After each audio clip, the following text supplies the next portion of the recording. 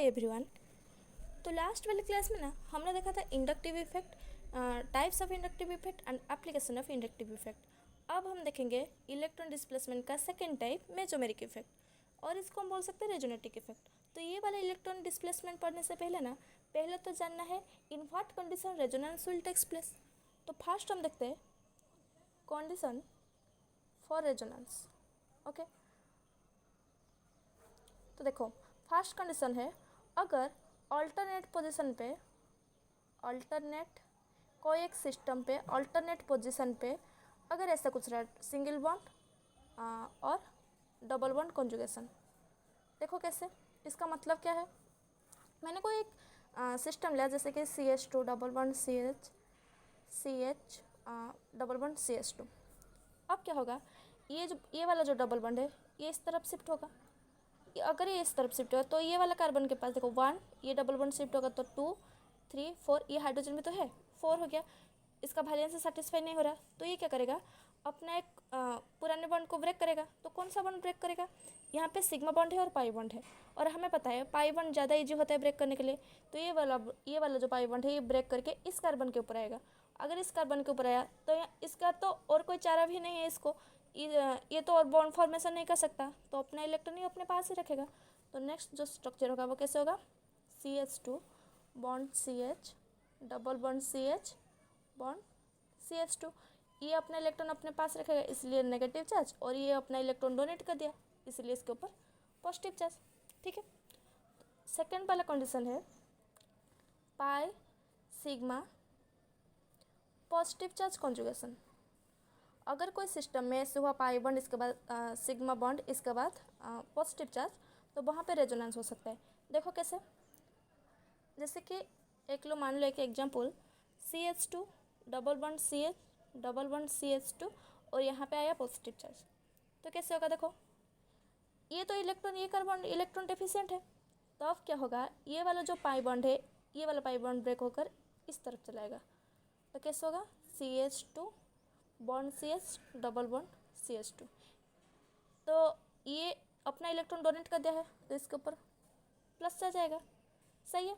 और ये तो इलेक्ट्रॉन डेफिशिएंट था और इसको इलेक्ट्रॉन मिल गया तो ये न्यूट्रल हो गया।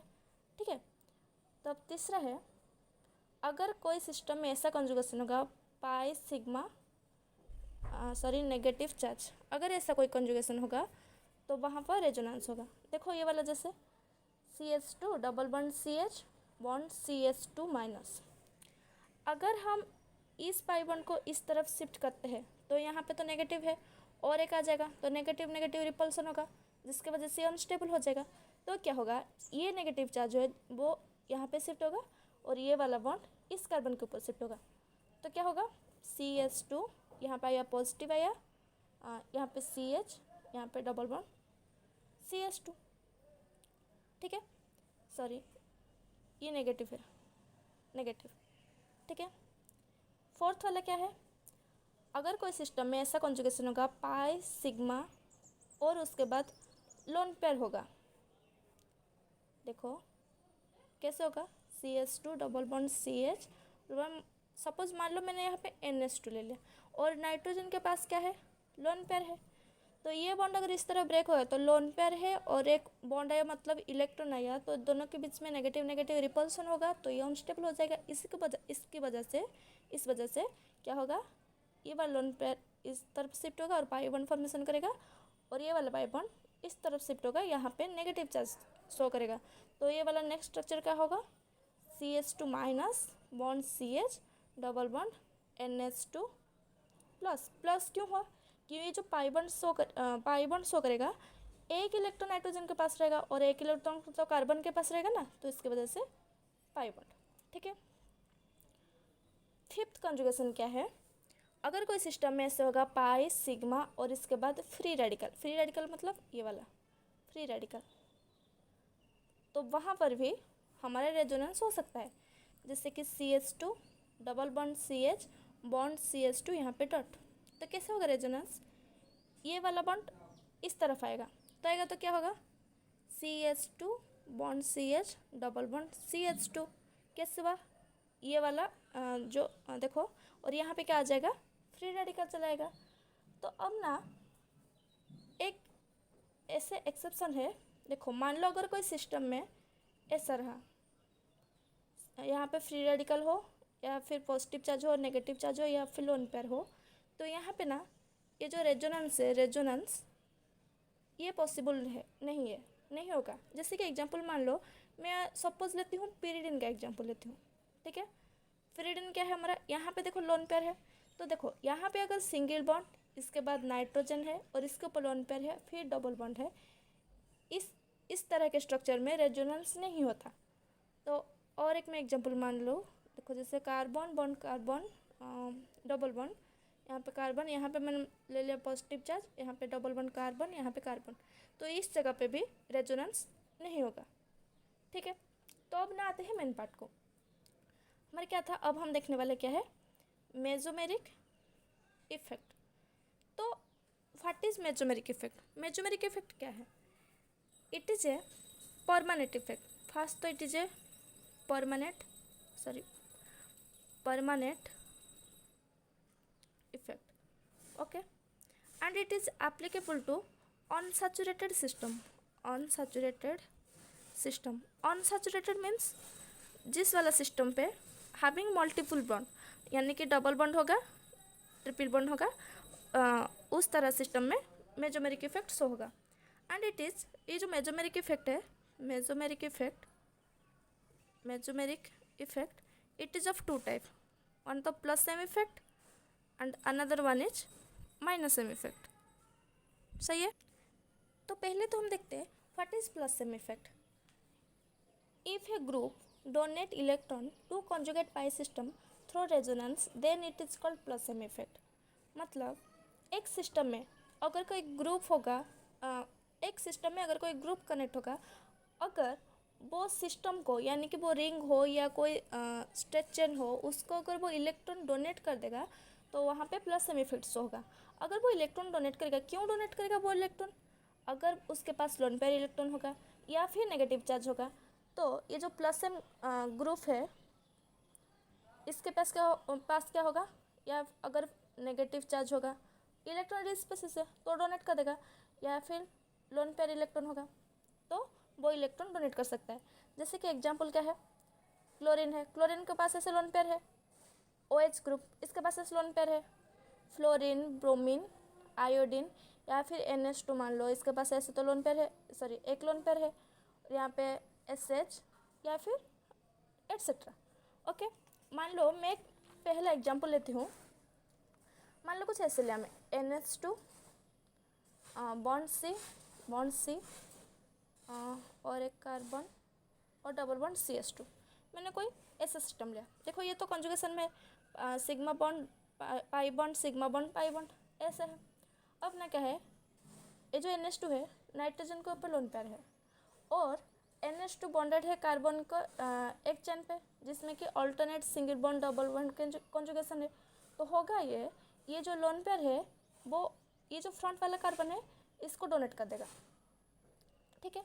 क्यों डोनेट करेगा? To form double bond. अब ये कार्बन के पास 5 बॉन्ड हो गया। कैसे 5 बॉन्ड हुआ?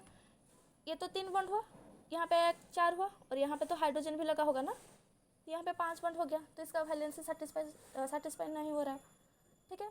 तो अब क्या होगा, ये कार्बन को उसका एक पुरानी बॉन्ड को ब्रेक करना पड़ेगा। तो कौन सा बॉन्ड ब्रेक करेगा? यहाँ पे सिग्मा बॉन्ड है, पाई बॉन्ड है, हमें पता है जो पाई बॉन्ड होता है वो ईजी होता है ब्रेक करने के लिए, ठीक है। तो ये वाला बॉन्ड ब्रेक होकर क्या होगा, इस कार्बन के पास चला आएगा। अगर इस कार्बन के पास आया, देखो फिर से इस कार्बन में क्या हुआ, यहाँ पे तो अगर डबल बॉन्ड हो गया 1 2 3 4, यहाँ पे भी हाइड्रोजन है तो इसके पास भी 5 बॉन्ड हो गया। तो क्या करेगा, इसको भी और एक बॉन्ड ब्रेक करना पड़ेगा, तो ये इस कार्बन को दे दिया। अब क्या है, इस कार्बन के पास 1 2 2 हाइड्रोजन है, 3 4, यहाँ पे आगे ये बॉन्ड ब्रेक होकर इसके ऊपर नेगेटिव चार्ज आ जाएगा। क्यों नेगेटिव चार्ज आएगा? क्योंकि इसके पास कोई ऑप्शन ही नहीं है, ये अपना इलेक्ट्रॉन अपने पास रखेगा, क्योंकि और कोई बॉन्ड तो ये बना नहीं सकता, ठीक है। तो ये जो नेक्स्ट जो स्ट्रक्चर है वो कैसे होगा, NH2 डबल बॉन्ड C, यहाँ पे डबल बॉन्ड C, यहाँ पे ये जो CH2 है इसके ऊपर नेगेटिव चार्ज आया और ये नाइट्रोजन के ऊपर पॉजिटिव चार्ज आया। नाउ इफ आई सी, ये नाइट्रोजन डोनेट किया ना इलेक्ट्रॉन, तो इसके ऊपर पॉजिटिव चार्ज आएगा, और ये जो कार्बन है ये इलेक्ट्रॉन एक्सेप्ट किया, इसीलिए इसके ऊपर नेगेटिव चार्ज आया। ठीक है, ये तो था एक एलिफेटिक कंपाउंड का एग्जांपल। अगर मैं कुछ एरोमेटिक कंपाउंड लूँ, जैसे कि मैं सपोज मान लूँ फिनॉल मान लूँ, ठीक है, OH ग्रुप यहाँ पे है, ऑक्सीजन के पास क्या है, लोन पेयर ऑफ इलेक्ट्रॉन है, तब ये क्या करेगा, ऐसे डोनेट करेगा। तो ये वाला कार्बन में देखो 1 2 3 4, यहाँ पे पाई 1 आएगा तो 5 हो जाएगा। वैलेंसी सेटिस्फाई नहीं हो रहा क्योंकि कार्बन का वैलेंसी तो 4 है, तो वही वो क्या करेगा, ये वाला पाई बॉन्ड को ब्रेक करेगा इस कार्बन के ऊपर।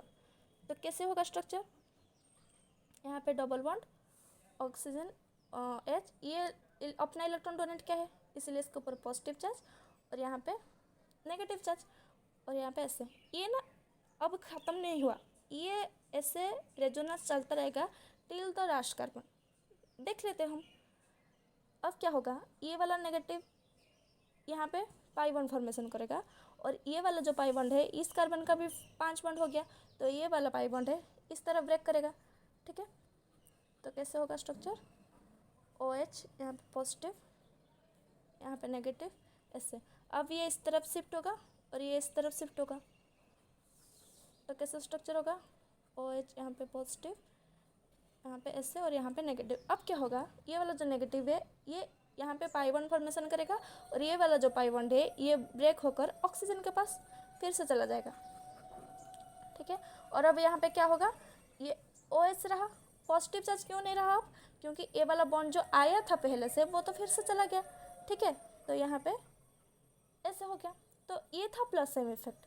अब देखते हैं what is minus same effect. Minus same effect क्या है, group withdraw electron from conjugate system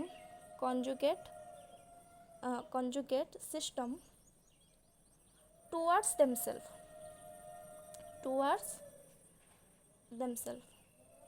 मतलब जो एक सिस्टम में ग्रुप लगा होगा वो क्या करेगा, इलेक्ट्रॉन डोनेट करेगा, किस तरफ, अपनी तरफ वो इलेक्ट्रॉन विड्रॉ करेगा। तो कब एक ग्रुप इलेक्ट्रॉन विड्रॉ करेगा, जो वो इलेक्ट्रॉन डेफिशिएंट होगा, यानी कि जो कनेक्टेड ग्रुप होगा वो इधर पॉजिटिव चार्ज होगा या फिर पॉजिटिव ड्यू टू रेजोनेंस होगा, या फिर अगर उसके पास वैकेंट ऑर्बिटल होगा तो फिर वो माइनस एम इफेक्ट शो करेगा, वैकेंट ऑर्बिटल। जैसे कि इसका एग्जांपल है Nr3+, देखो इसके ऊपर पॉजिटिव चार्ज है, मतलब ये इलेक्ट्रॉन डेफिशिएंट है, तो अपनी तरफ इलेक्ट्रॉन ये विड्रॉ करेगा। और एक है COOH ग्रुप, या फिर NO2, या फिर सियानाइड, या फिर CHO, COR etcetera. Let's take an example, जैसे कि मैंने ऐसा कुछ एग्जांपल लिया, यहाँ पे नाइट्रोजन, यहाँ पे डबल बॉन्ड, यहाँ पे ऑक्सीजन। ओके, तो नाइट्रोजन के ऊपर पॉजिटिव चार्ज है, सॉरी नाइट्रोजन पॉजिटिव चार्ज है, मैं रेजोनेंस बना के देख लेती हूँ। ठीक है, अब क्या होगा, so oxygen being electronegative, so it withdraw electron pi bond of electron towards itself, तो ये वाला बॉन्ड ऑक्सीजन के ऊपर शिफ्ट हो गया। ठीक है, तो अब क्या होगा, ऑक्सीजन के ऊपर नेगेटिव चार्ज आएगा, नाइट्रोजन के ऊपर पॉजिटिव चार्ज आएगा। ठीक है, तो अब क्या होगा, ये पॉजिटिव चार्ज को सेटिस्फाई करने के लिए ये वाला जो कार्बन है अपना पाई बॉन्ड ब्रेक करेगा और नाइट्रोजन को दे देगा ऐसे। तो क्या होगा, नेक्स्ट स्ट्रक्चर क्या होगा, यहाँ पे डबल बॉन्ड नाइट्रोजन, यहाँ पे ऑक्सीजन के ऊपर नेगेटिव चार्ज, और यहाँ पे ऑक्सीजन, और यहाँ पे पॉजिटिव चार्ज। क्योंकि यहाँ से बॉन्ड तो ब्रेक हुआ ना, तो ये वाला कार्बन से इलेक्ट्रॉन चला गया।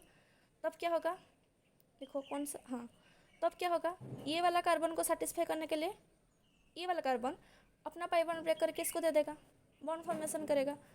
तो अब होगा ऐसे, नाइट्रोजन O-O, और यहाँ पे पॉजिटिव चार्ज आ जाएगा ऐसे।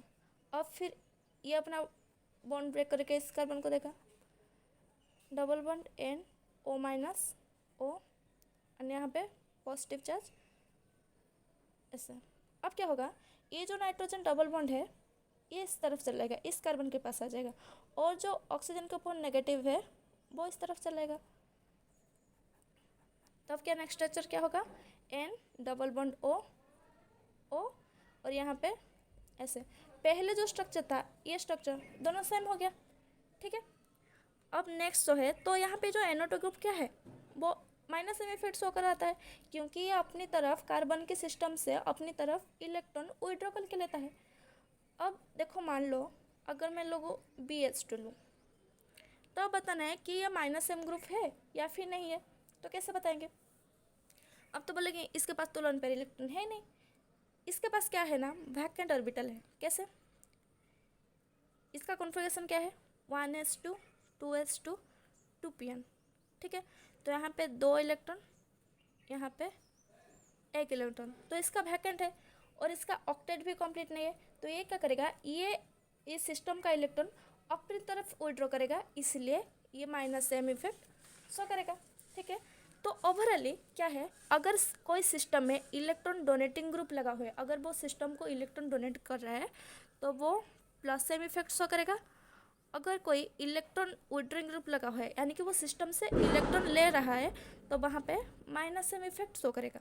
ठीक है, अगर कोई ऐसा कोई चेन में इन एरोमेटिक स्ट्रक्चर अगर प्लस एम इफेक्ट लगा है, यानी कि इलेक्ट्रॉन डोनेटिंग ग्रुप लगा है, तो क्या होगा, ऑर्थो एंड पैरा पोजिशन में नेगेटिव चार्ज आएगा, नेगेटिव चार्ज आएगा। क्योंकि ये देखो, यहाँ पे देखो इलेक्ट्रॉन ये डोनेट कर रहा है ना, तो यहाँ पे ऑर्थो और पैरा पोजिशन में नेगेटिव चार्ज आएगा। और माइनस एम इफेक्ट जहाँ पे इलेक्ट्रॉन विड्रॉइंग ग्रुप होगा, वहाँ पे ऑर्थो एंड पैरा पोजिशन में पॉजिटिव चार्ज आएगा, पॉजिटिव चार्ज आएगा। देखो यहाँ पे देखो, इलेक्ट्रॉन विड्रॉ करके नाइट्रोजन ले लिया, यानी कि इस कार्बन के ऊपर इलेक्ट्रॉन डेफिशिएंट हो रहा है, तो यहाँ पे ऑर्थो एंड पैरा पोजिशन में पॉजिटिव चार्ज आएगा। ठीक है, तो now the question is, mesomeric effect and resonance effect are same या फिर नहीं है? दोनों मेसोमेरिक इफेक्ट या रेजोनेंस इफेक्ट दोनों सेम है या फिर अलग है? तो मेसोमेरिक इफेक्ट में ना, जो इलेक्ट्रॉन डोनेटिंग ग्रुप और विड्रॉइंग ग्रुप है वो एक्सेप्ट कार्बन आता है, जैसे कि NO2, chlorine, OH, CN etc. तो overall resonance effect in which electron donating group और electron withdrawing group is except carbon is called mesomeric effect.